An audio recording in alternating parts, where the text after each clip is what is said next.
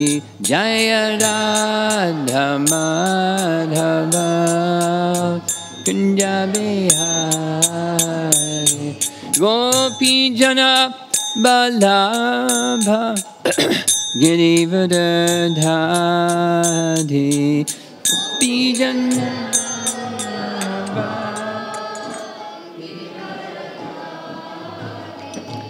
Gopi Jana Balabha Girivardhari Gopi Jana Balabha Girivardhari Jasodanandana Brajajanarandana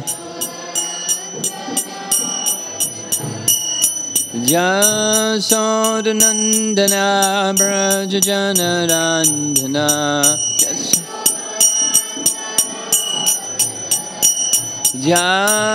Jamanatira Vanachadi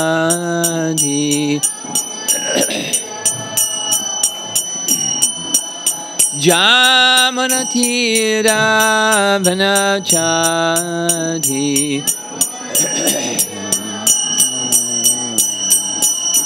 Jaya Radha Madhava Kunja Bihari Radha Madhava Kunja Bihari Jaya Radha Madhava Kunja Bihari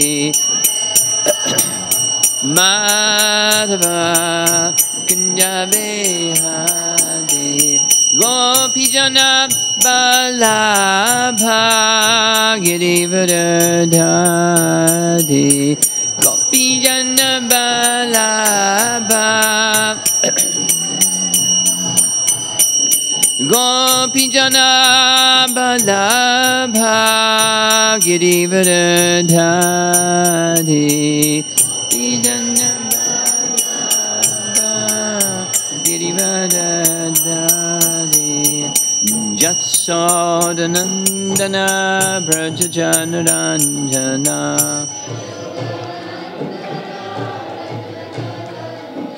Jasodanandana Brajajanarandana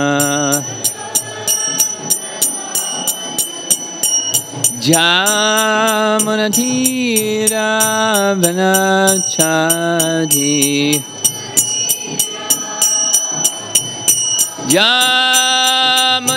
Jamanatira Vanachadi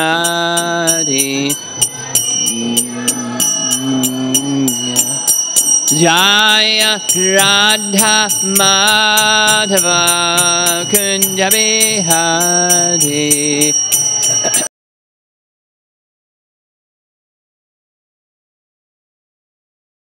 Madhava Kunja Bihari Jaya Radha Madhava Kunja Bihari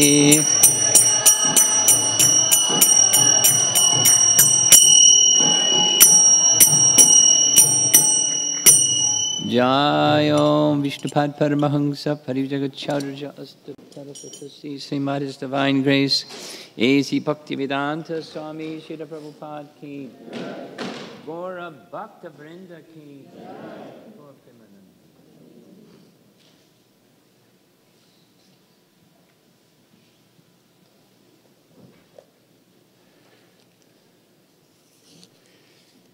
We've been having a fantastic time here at the temple, taking part in hearing the teachings and the prayers of Prahlada Maharaja. As you see, the verses that we're going to... Whoops, what happened here? The verses that we'll be covering... Oh, I know what the problem is. These verses, 22 through 34 of chapter 10. 22 through 34. I see what's going on.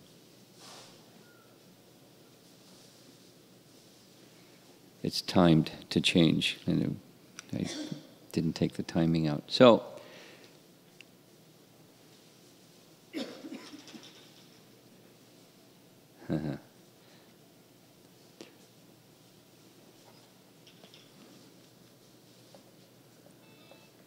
everybody knows who Prahlada Maharaja is. You're all from India.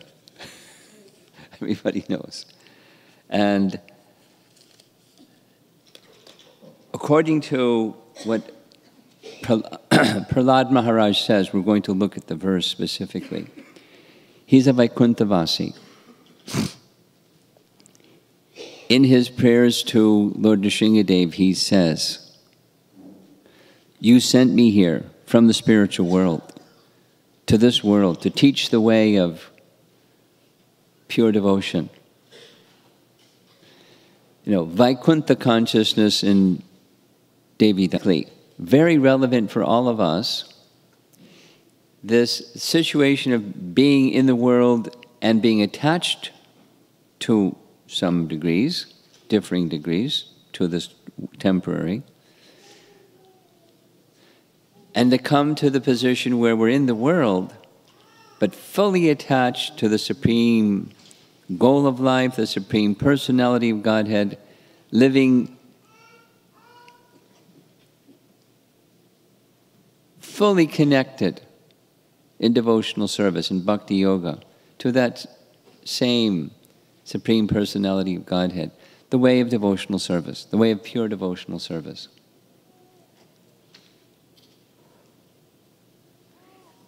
And he is such a devotee. He's an unflinching devotee.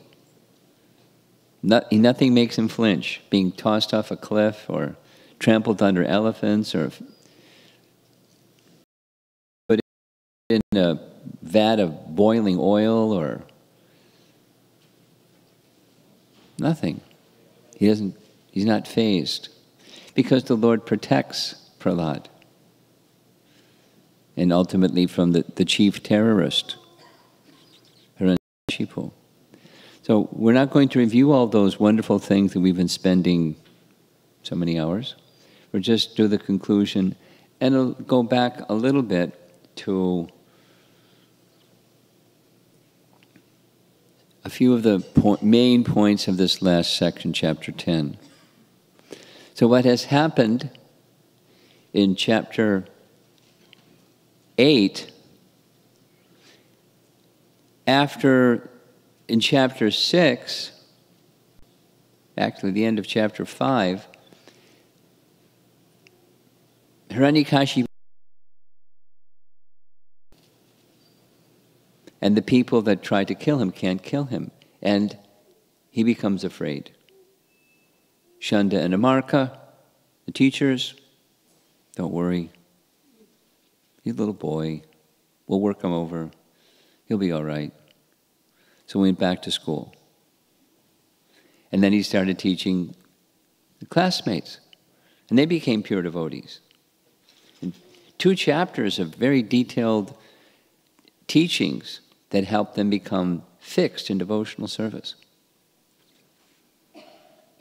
That was chapters 6 and 7. Chapter 8 begins. He finds out that Chanda and Amarka go, yikes. Not only Prahlad, now the whole class.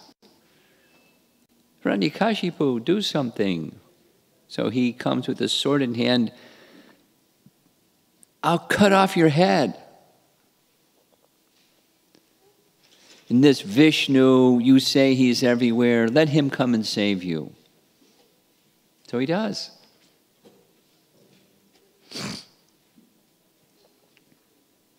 And Hiranyakashipu is finished, and all of his soldiers and attendants and military, they're finished. The demigods witness all of this because they prayed to Lord Vishnu to help. This not just global terrorist, international, cosmic terrorist. He's terrorized the universe. He was powerful. And he's finished. So they came and they celebrated. He's finished and offered prayers to Lord Nrsingadev, who was still roaring in great anger, and his anger wouldn't subside. So they then hit Brahma and Shiva and others, encouraged him. He appeared to protect you, so you go forward. And so last Thanksgiving, we just spent the whole Thanksgiving just talking chapter 9, the prayers. So we summarized the prayers. Lord Nrsingadev said, "You've satisfied me very much. I want to give you benedictions. I'm the giver of benedictions. I'm the fill the desires of everyone. You can ask for anything." And he gave him some things even without asking. "May you live a long life." And he lived a very long life. The life of one Manu. That's a very long life.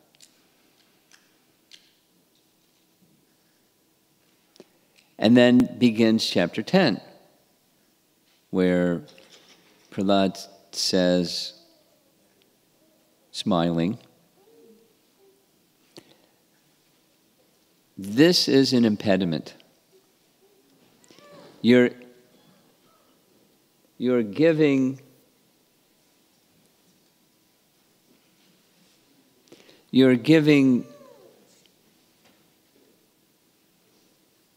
cute, but no. The offering of something material. I've already seen my father, he had everything. And in a moment it was gone. I don't want those things. And his consciousness becomes blocked. When you have things, there's a tendency to become attached to those things. So if you really want to give me a good benediction, give me the benediction that I don't desire anything material to be enjoyed. Can you give me that benediction?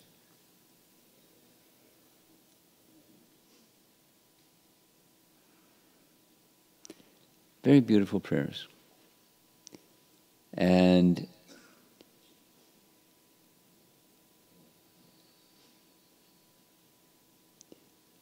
at the end, he then says,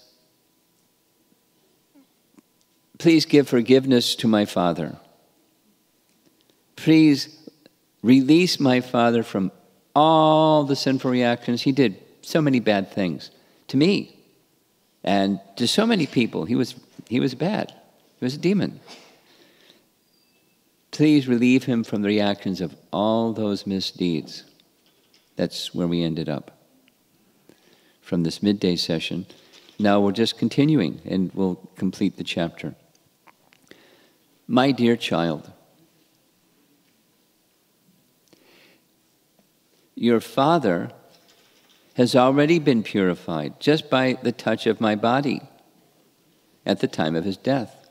Nonetheless, the duty of a son is to perform the Shraddha ritualistic ceremony after his father's death so that his father may be promoted to a planetary system where he may become a good citizen and a devotee." Now this is the personality of Godhead speaking.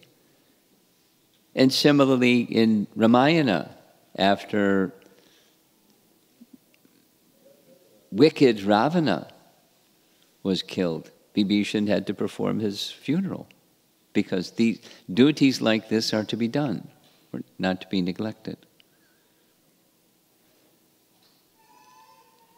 Now because Brahma was there and all these demigods were there, they performed the ritual, but he was the one who was the requester of that. Now there is sometimes this question, maybe you have asked this question yourself. Jai and Vijay were cursed. They came for 3 lifetimes as demons.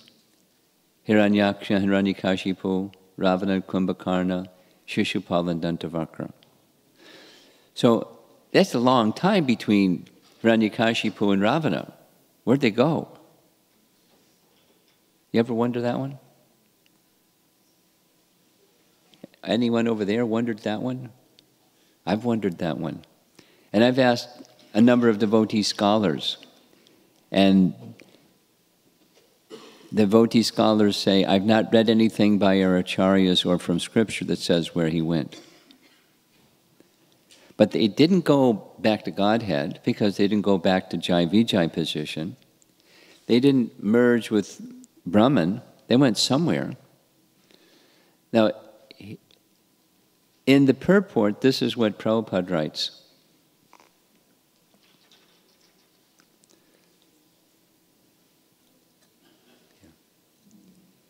Although Hiranyakashipu was already purified, he had to take birth on a higher planetary system to become a devotee again. Well, he didn't become a devotee again, he became Ravana again. And then he became Shishupal again. And then he got delivered. And there's some detail about how Shishupal was delivered. That's another description. But the emphasis here is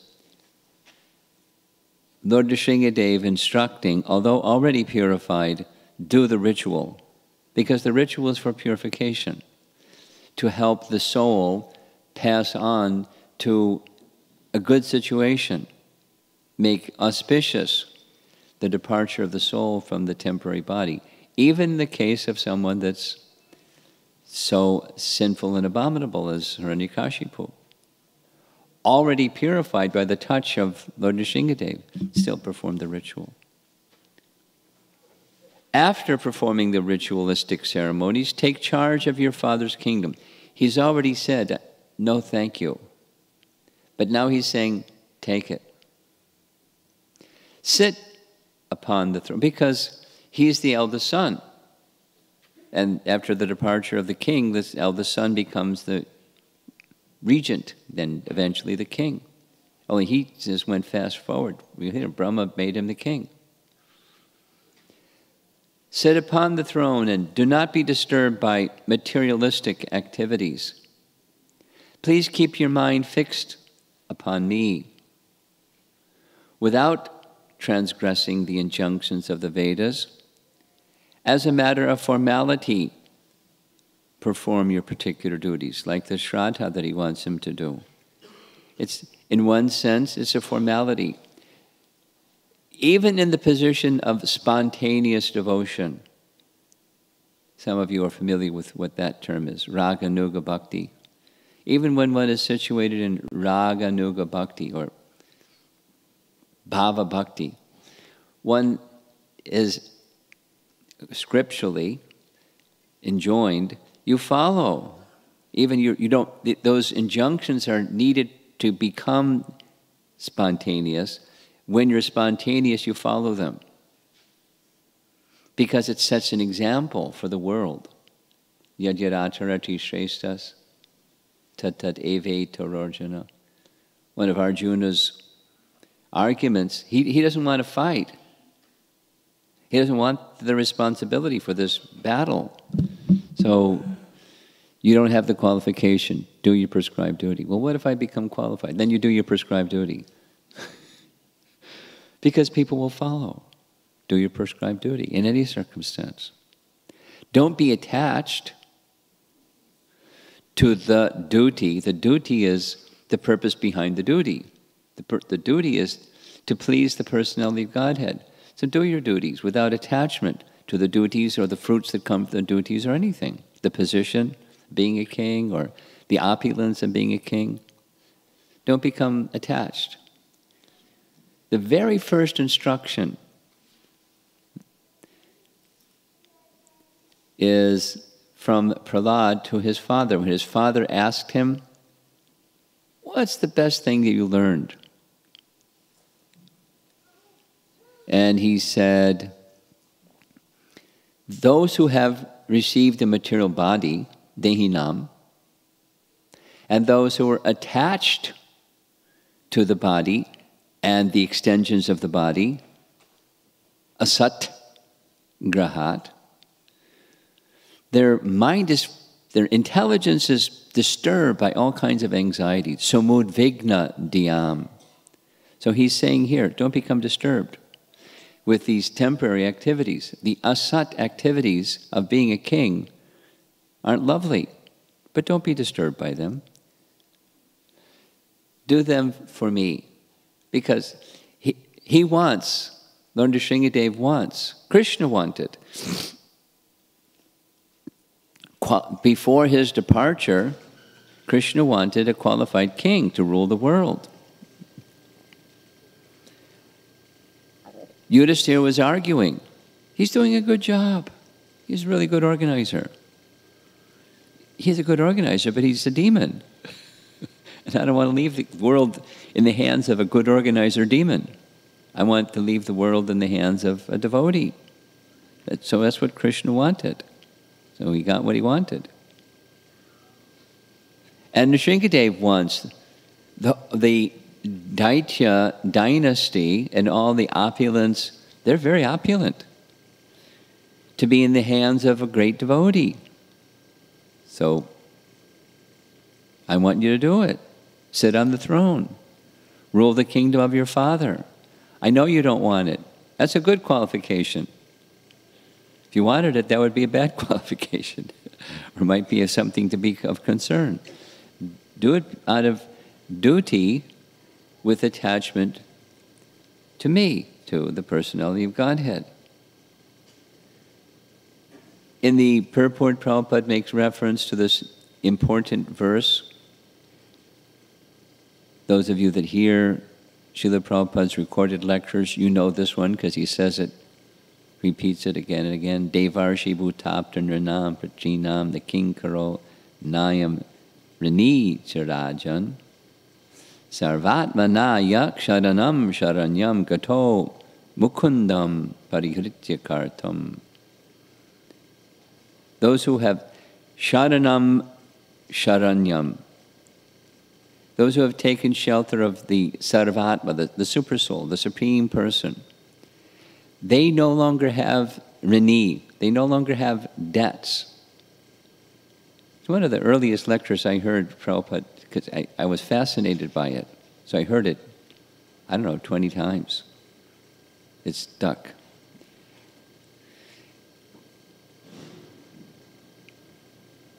Prabhupada's explanation. As soon as we're born, we're debtors.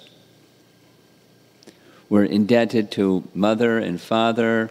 We're indebted to the teachers. We're indebted to the forefathers. We're indebted to the sun and to the moon. And you're supposed to pay back debts. You don't let debts languish. And the duties of life are to take care of your debts. You owe something to all these personalities. But when you become sarvatma, sharanam sharanyam, your debts are liquidated. And it's not just an advertisement. Your responsibilities in this world are met. Doesn't mean you don't perform funeral ceremonies. You do your duties, but it has another purpose. Please the personality of God, because that's the consciousness of one who is this sharanam sharanyam.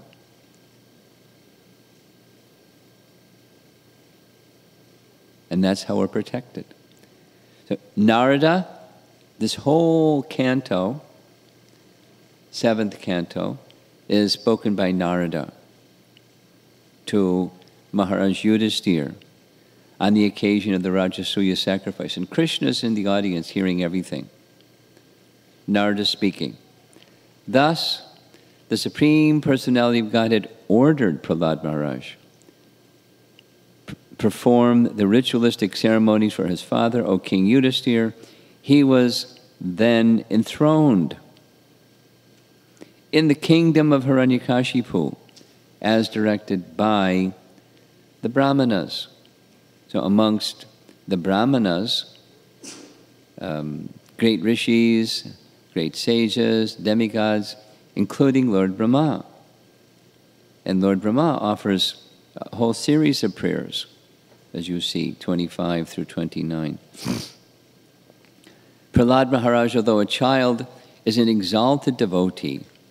Now he is fully under the protection of your lotus feet. If one meditates upon your transcendental body, you naturally protect him from all sources of fear, even the imminent danger of death. Now, there's much discussion in this whole Leela about fear and fearlessness. Where does fear arise from? Because that will tell you how to get to fearlessness. Just like, how did we get in this room? We came through the door. So when it's time to leave, you know how to get out of the room because you go through the door. This is a place of fear. What's the doorway into the place of fear? Because that tells you how to get out. Very logical. Bhayam dutviyam abhiniveshitak syat.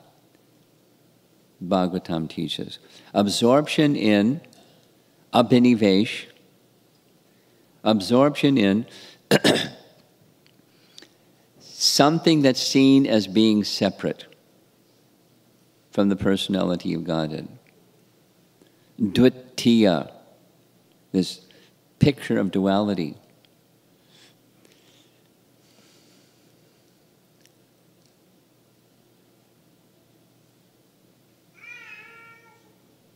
So,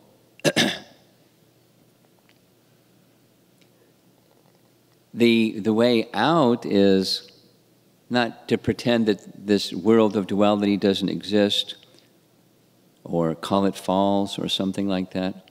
We acknowledge that this is a place of duality. There's winter and summer season, just like Krishna says in Bhagavad Gita. There's day and there's night.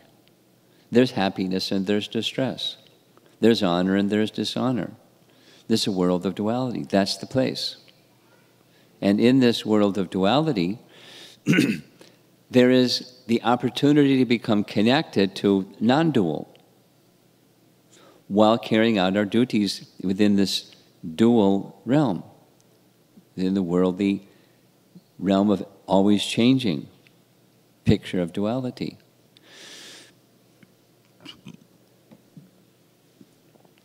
That's bhakti yoga. That's the yoga in general, and the topmost is the bhakti yoga, which is what Prahlada has been promoting and explaining how to.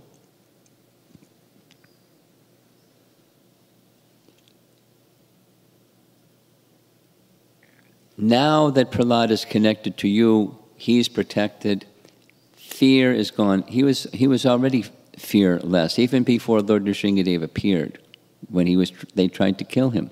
He was fixed in remembrance, Vishnu Smaranam, based upon his Shravanam Kirtanam, hearing from Narada.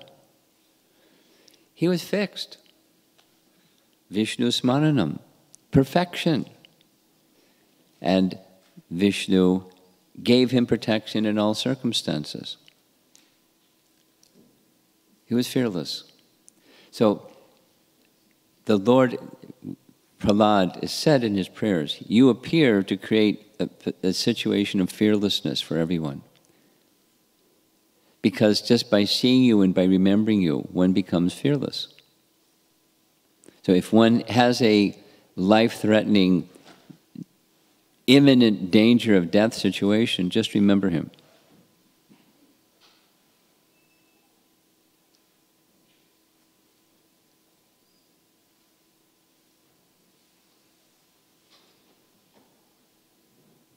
Some devotees were describing they were going on a vacation. They were going to visit one of our farms. And the mother was driving, one child here, another child in the back seat. So with one hand, she was on the steering wheel. The other hand, she was trying to give some prasadam to her children.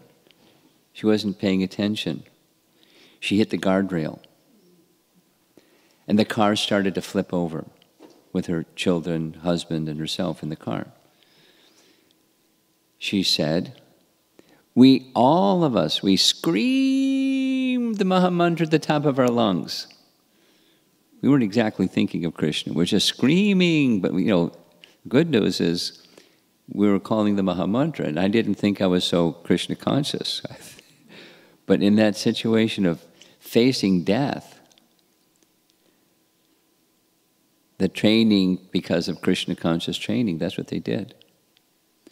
But one can become fearless, not just chant the name, but fearless if one has actually taken shelter. No. They were very attentive to that sound vibration of the holy name as they were rolling over upside down, and they ended up right side up. I know somebody else that ended up upside down. They were strapped into their seatbelt, looking down at the ceiling of the car, looking at the passenger who was strapped in. And so difficulty can come to devotees. Good devotees may come our way, your way. Take shelter. Practice taking shelter when it's not the crisis situation. So in the crisis situation, it's automatic, or it's just a natural result, like a child. Child sees something fearful. They may cry, but they also reach their hand for mommy, and mommy knows what to do. I travel internationally, and I don't know the language of some of the places where I go, but I see the same thing. The child goes like that, and mommy goes like that, and the child is calm. It's universal, whatever the culture and language is. So we're like that. We're Krishna's children. And Lord Nrsingadev has this special effect, special leela of granting fearlessness. It's true.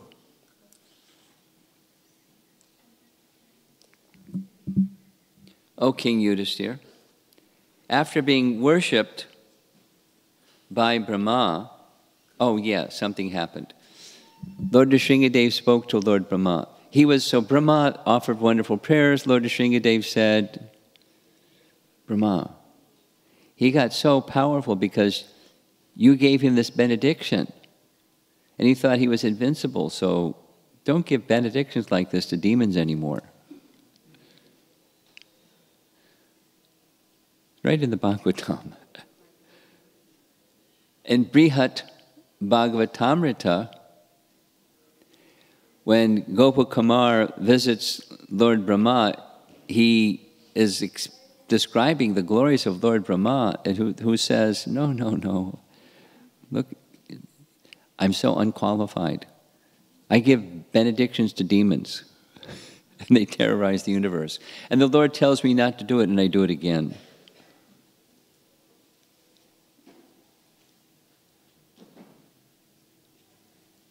To assist the Lord in his pastimes. So, Brahma worshipped, and the demigods worshipped Lord Nrsingadev. And Lord Nrsingadev disappeared.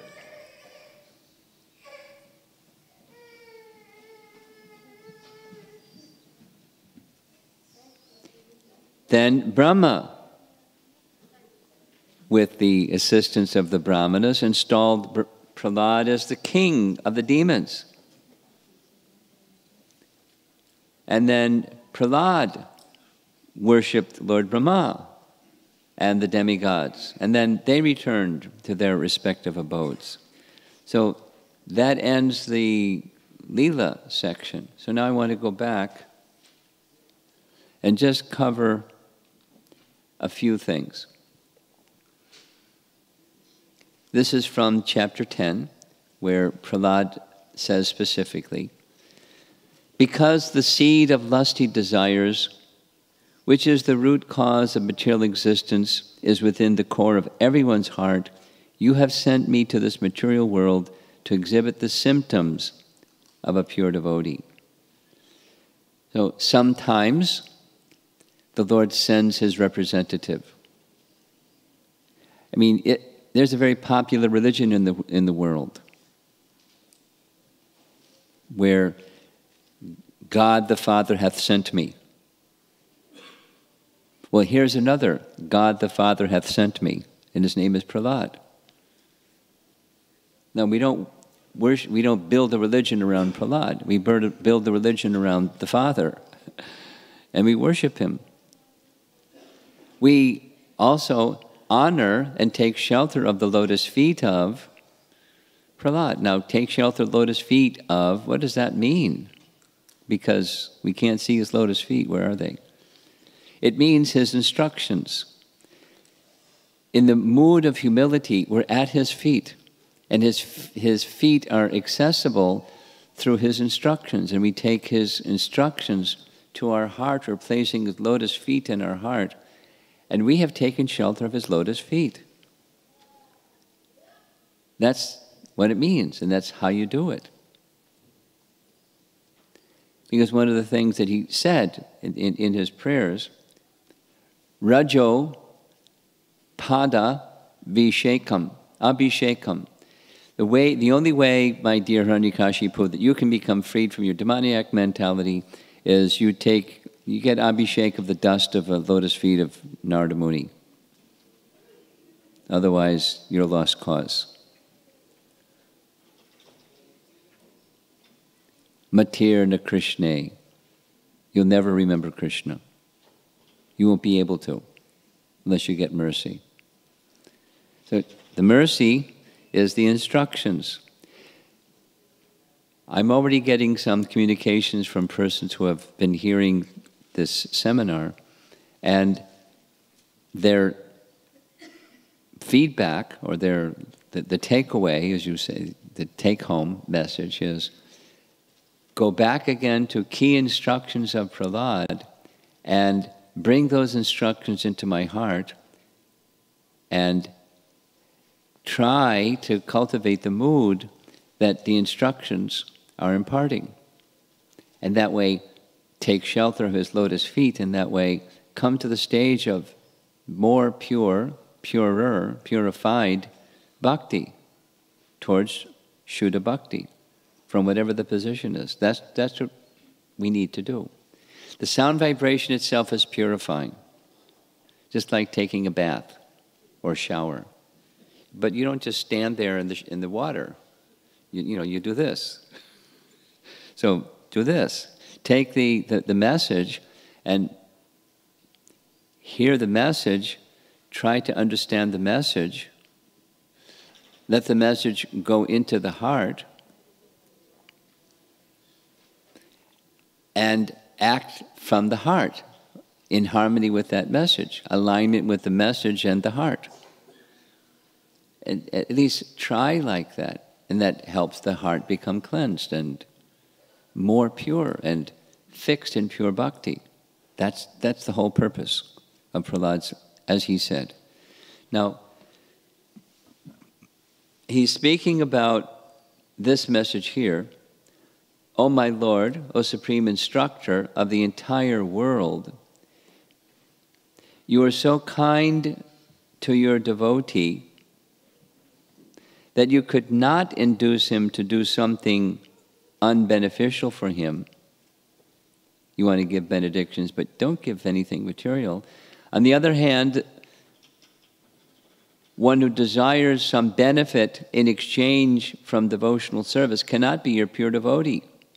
Indeed, he is no better than a merchant who wants profit in exchange for service. Please don't ask me to take something, because then I'm doing something for you and you're doing something for me. And that's our relationship. It's a mercantile relationship, an unspoken business relationship. I do something for you. That's friendships in this world. Our friends are, they scratch your back and you scratch their back, and that's your friend.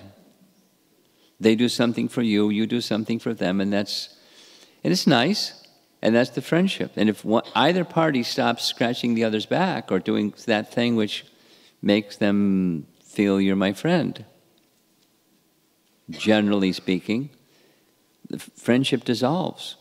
Like, what's wrong with you? What happened to you? You used to be nice and fun. You're not fun anymore. See you later.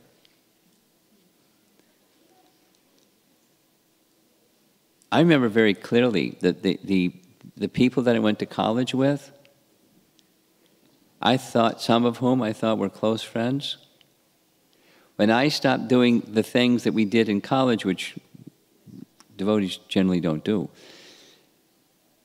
the communication stopped. And some even came to visit me. But when I wasn't fun anymore. So, the friendship evaporated. It wasn't really a friendship. It was this exchange. Or master, where the servant is doing something and they have their entitlement, expectation. Now I'm deserving whatever the inventory list of my wishes are. Om Jaya Jagadisha Hare. I have my expectations. So Prahlada is teaching, no thank you. I don't want anything from you. And if I wanted something from you, I'm practically a merchant. No better than. So this is Rupa Goswami, who taught the same thing. Rupa Goswami is a follower of Lord Chaitanya, who wrote on the science of bhakti, and the definitive verse that explains what bhakti is starts with this line: Anya Avilash Shunya. Shunya means zippo, zero, nothing. Anya means other, and Avilash means desire. I don't have any other desire. Wow. Prahlad has no other desire. That's what he's saying. Please don't request me to take a benediction, because that means our relationship is a business one. And it's not a business one. I don't need anything. I don't want anything. I just want your service. I want your shelter. I want to offer obeisances to you, to see you, to praise you, to do whatever service I can do. That's all. That's my happiness. That's my want. Chaitanya Mahaprabhu taught the same thing. Na dhanam, na janam, na sundarim, bhavitam, va jagadisha kamaye, mama janmani janmanishware, bhavatad bhaktir ahaituki twayi. Ahaituki bhakti, that's my only want. Hetu, without cause, without a motivation. That's what I want. So I don't want wealth. I don't want a beautiful spouse. No thank you. High birth. The fruits of piety. I don't want to be a pious person so I can get fruits of piety, so I can enjoy in this life and after this life. Second chapter Bhagavad Gita, Krishna says most people think like that. I've done surveys, informal, and most people think like that. Not just in one culture or another culture, all over the world. All different religions, different levels of education, and that's how people think. People that have a spiritual or religious inclination, that's their expectation. Piety, fruits of piety, prosper in this life, go to heaven after this life. Krishna in Bhagavad Gita says, don't think like that. Prahlada Maharaja is saying, don't think like that. Rupa Goswami is saying, don't think like that. Lord Chaitanya is saying, don't think like that. And it's, the stream is moving fast where everybody's thinking like that. So we have to hear the message. Anya Abhilash Shunyam. So now, is it wrong? The answer is no. Is it wrong that you pray to God when there's some necessity? Please protect my child, or something or other, or something or other. That's not wrong. Here's another verse that Rupa Goswami taught about attachment, detachment, or what is appropriate for you to accept.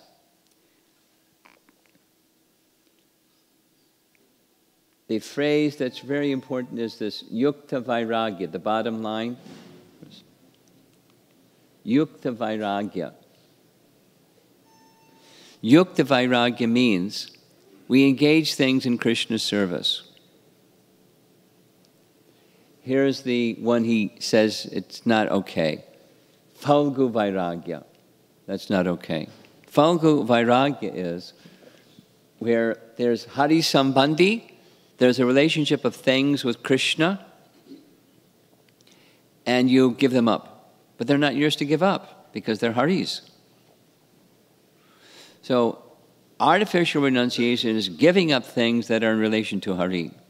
Rather, those things that are in relation to hari, should they be used in service to hari?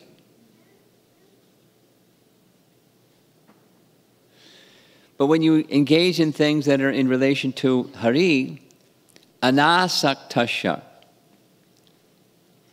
means without attachment. Asakti is attachment, and anasaktasya is without attachment. Without attachment to vishaya. Vishaya means sense gratification. Accept things without the expectation of sense enjoyment. Now, where do you draw the line? Things that you should accept, things that you shouldn't accept, how much, how many pairs of shoes do I really need? Somebody asked me, little boy asked me, can you ask Maharaj why he only has one pair of shoes? Because Maharaj only needs one pair of shoes. When it's snowy, I have something else I put on my feet besides sandals. Anyway, you accept things that you need. So that's this yatarham upayunjitaha. It's a very interesting phrase. Yatarham means according to suitability. So let's take something very obvious. I'm a sannyasi. Most of you are householders. And if I, as a sannyasi, went and got a job, that wouldn't be suitable, wouldn't be appropriate. And if you, as householders, didn't go get a job, that wouldn't be appropriate. According to suitability. And then there's, well, what kind of job do you need? Well, according to suitability, that's the kind of job you need. Just like Ambarish, Henry Ford's grandson, through the inheritance, he has wealth and has many shares of stock in the Ford Motor Company that he just inherited just by taking birth of the Ford family. But he knows how to use it in Krishna's service. He's very amazing person like that. And somebody else may not have that. Most people don't have that. But what you have, according to suitability. Don't hanker for what you don't have. And what you have, you use in Krishna's service. And you accept those things according to suitability. Now, somebody may desire, well, I want to work hard, earn lots of money, and serve Krishna through all that money. But you may be attached to making money more than, wanting to serve Krishna, having money.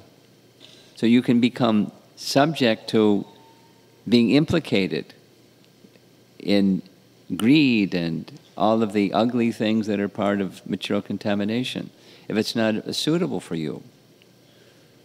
So, anasaktasya vishayan. So go the other direction. There was a period of time, I have to wind up. There was a period of time in our Hare Krishna movement when devotees were really into observing Ekadasi according to Hari Bhakti Vilas, including staying up all night and having kirtan and discussing Krishna Katha, and it was very powerful. Nirjal all day and then breaking fast the next morning. So there was a bhakta who saw this going on. So he was thinking, let me try. It didn't work because it wasn't suitable for him to do that austerity. We found him one evening passed out in the walk-in refrigerator because he was so famished. He closed himself in the refrigerator and offered everything and started stuffing himself because he couldn't control his senses. And he passed out. I mean, he wasn't in there too long. He wasn't like cold. But it wasn't suitable. So we do those things that are suitable on the detachment, the acceptance, the non-acceptance platform. What is suitable for one person may not be suitable for another. But we accept those things that are suitable for us. And that takes some discretion. Or if we don't have any, then we take guidance of those that do. And then, according to suitability. Nirbandha Krishna Sambandhe. Because everything is Sambandhe. It has its relationship with Krishna, and we use that in Krishna service. That is the kind of acceptance, non-acceptance, or attachment, detachment. That's the principle of Rupa Goswami. And I want to end with one last thing.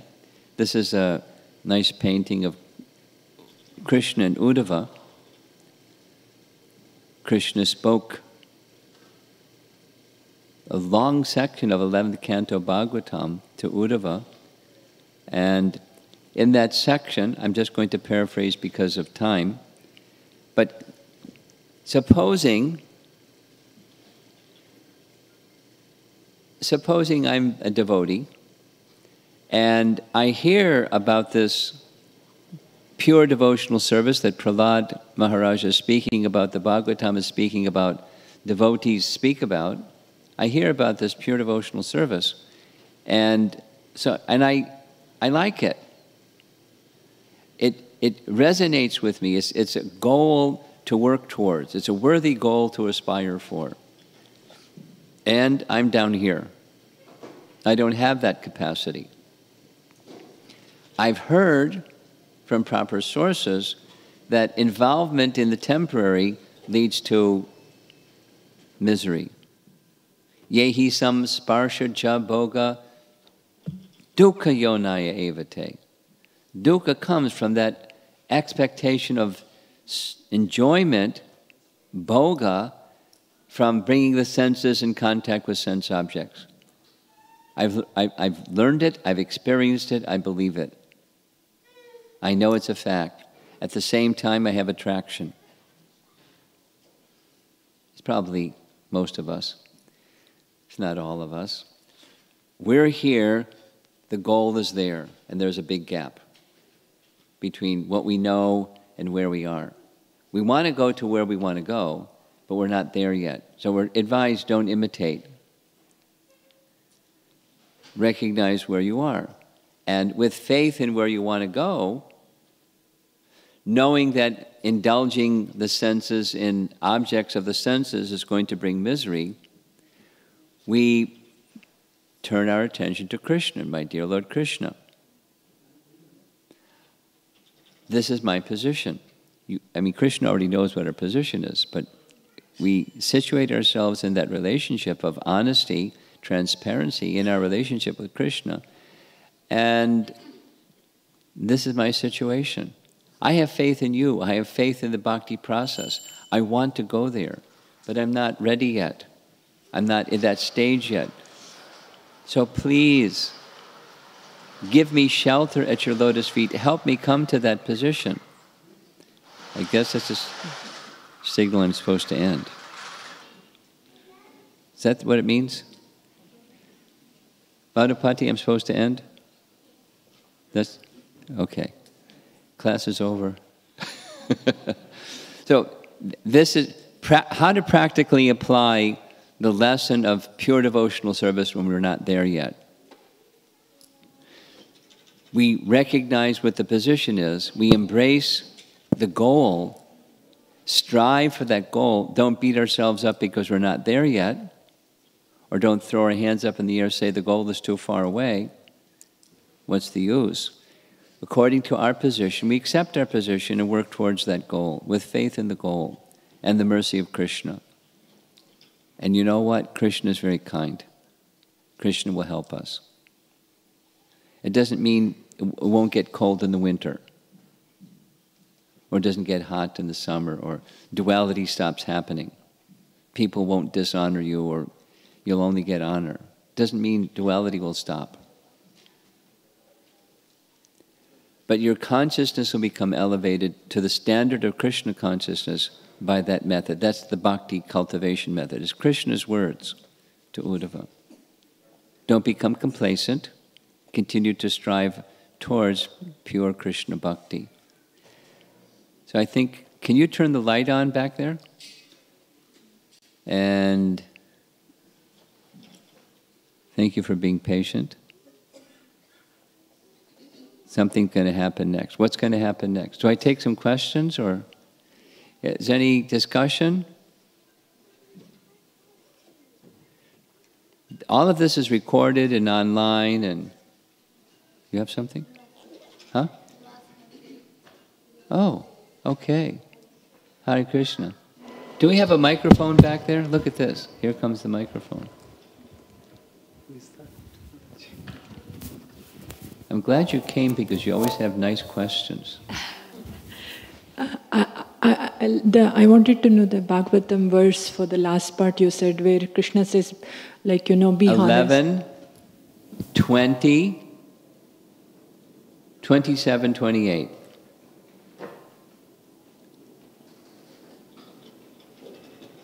11, 20, 27. 11, chapter 20, Okay. verses 27, 28. Thank you.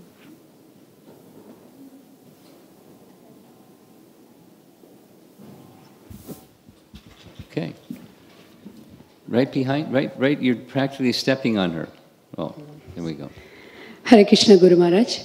I just want to know the brief difference between the caution and fearlessness. Someone asked me and I could not explain properly, so. Well, they don't have to be different. I mean, the meaning of the words is different, but it doesn't mean one who is free from fear is not cautious, or the person who's cautious has fear.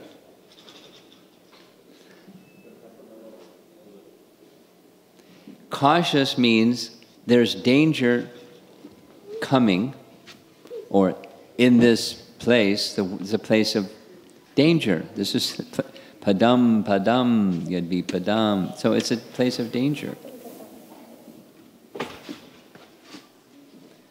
But I'm fearless because I know that the protection of the Supreme Lord is there. So that's my fearlessness. And the caution is, I'm in this place that's dangerous.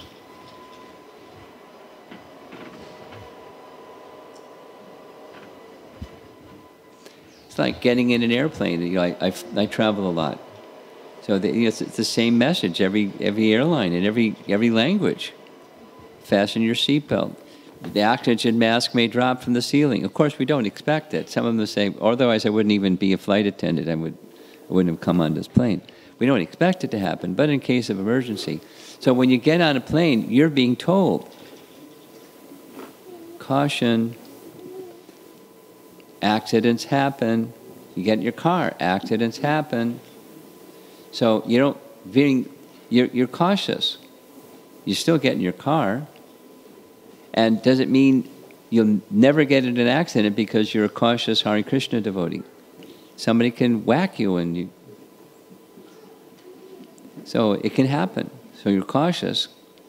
But the fearless is Krishna's protection is always there. And Krishna's protection ultimately means protection of the soul. If you're thinking of Krishna and you're in a car accident, you'll go to Krishna. That's his protection. That's the fearless position. Someone else? Someone else? Okay. And then that'll be it. We'll end. So Madhupati can make his announcements. Hare Krishna Maharaj, a very enlivening lecture. So we know that at this time, Hiranyaksha and Hiranyakashipu is... Could you stand up so I can see you? Because eye contact is nice. Yeah, Hiranyaksha and Hiranyakashipu are in Vaikuntha Loka and they're doing their service as a guardman. Is there any specific service and place Prahlada Maharaj has in the spiritual world? A special place for whom? Prahlada Maharaj and service.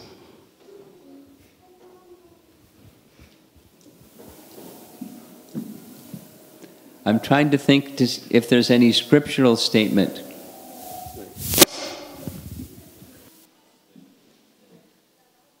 I'm unaware. Now it's not Hiranyakashipu and Hiranyaksha, it's Jai and Vijay. The Hiranyaksha and Hiranyakashipu don't have a place in the spiritual world. They're demons. But I'm not aware of any statement that says, before Prahlad was sent, what was he doing? What was his service?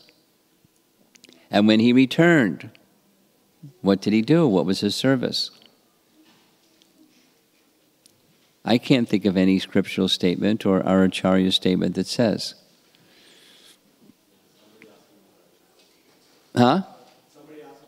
Yeah, well, here's a detail for this person. There's reference in Hari Bhakti Vilas, you can tell this person, that is from Brahma Vaivarta Purana, which Sanatana Goswami quotes in Hari Bhakti Vilas, saying that there's another Prahlad. We doesn't say there's another Prahlad, but another cycle of the yugas. It's not always this Prahlad, it's sometimes another Prahlad, but Prahlad. Prahlad asks Lord Sringadev, how did I become your devotee? Nice question. And Lord Sringadev gives the answer. In your previous life, you were a Brahmana. But it's kind of like the Ajamila story. Your name was Vasudev, or Vasudev, and you didn't follow Brahminical culture, and you became attached to a prostitute, you were engaged in drinking and doing bad things, and you spent most of your time with the prostitute, and one day you and the prostitute got in a quarrel, and you became very upset. So you lost your appetite. You couldn't even sleep at night, and it was Nrsimha Chaturdasi. You observed this vrata unknowingly, and so did she. So she became an apsara and then went back to Godhead, and you became Prahlad. You're going to go back to Godhead by observing unknowingly this one thing. How powerful is the power of this Nrsimha Chaturdasi? And he says other things. Brahma got some powers that way, and the demigods get powers, and it's a powerful Nrsimha Chaturdasi. And then there's details about how to observe it. Brahma Vaivarta Purana. So, in that way, Prahlada's, each time Lord Sringadev appears, it's not always the Prahlad from the Vaikuntha. Otherwise, you know, Puranic narrations, we don't know if they're to be accepted, because some are tamasic and rajasic. But the ones that our acharyas like Sanatana Goswami make reference to, those are ones we know we can accept.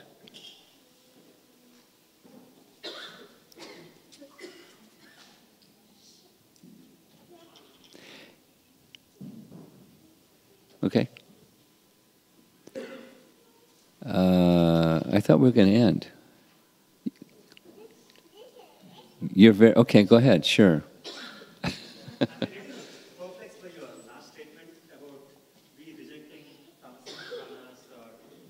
Revisiting what? You said when something is mentioned in Tamasic Quran, do we outright reject it, or we think maybe Krishna just acted that way for the benefit of other people? No, it just may be a tamasic representation of events. You know, the lens through which those who are in the tamagun and rajagun see things, or to help inspire those who are in the tamagun and rajagun position, but ultimately the personality of Godhead is glorified somewhere in that Purana.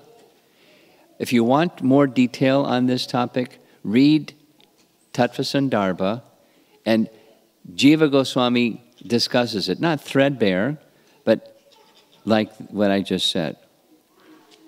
There's mixed modes within the Puranas also. And it's to encourage people that are in the modes to come to the position of worship of Vishnu, which is sattva. But there's some statements that we just don't honor because they're encouraging people, they're for the people within that mode of nature.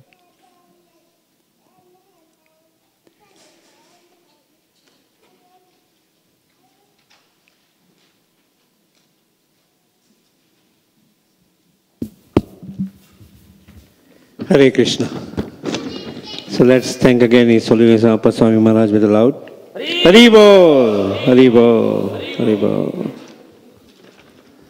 Okay. I'd also like to welcome Shubal Keshav Prabhu, who joined our yatra as a full-time brahmachari in the service of Shri Radha Shyam Sundar. So let's welcome him with a loud Haribol, Haribol, Haribol, and bless him so that he can continue his service wonderfully here. Today's feast is partially sponsored by anonymous sponsor along with flower sponsorship. So if you like to sponsor